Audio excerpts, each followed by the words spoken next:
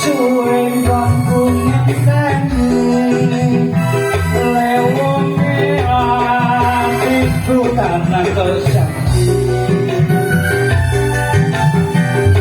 ada ati sawiji nangken abot alakone sabto pandhita ratu neng siramu kadya ing sisihku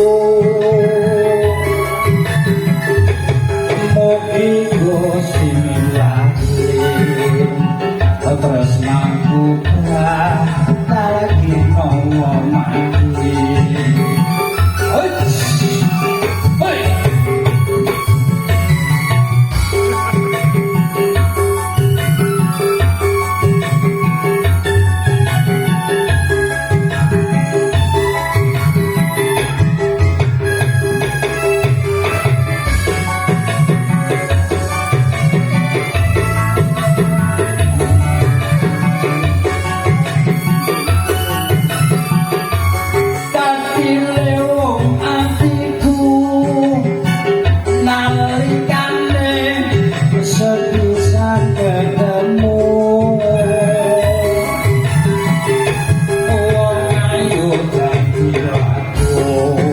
kepada tukang parkir untuk menertibkan parkirnya.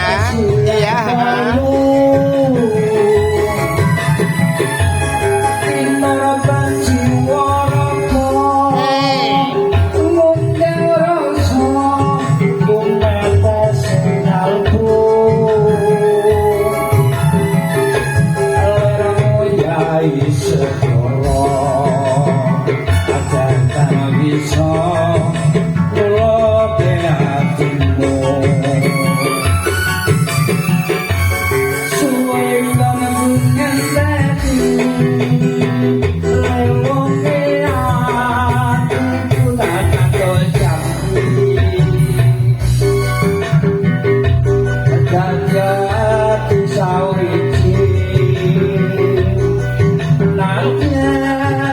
Abot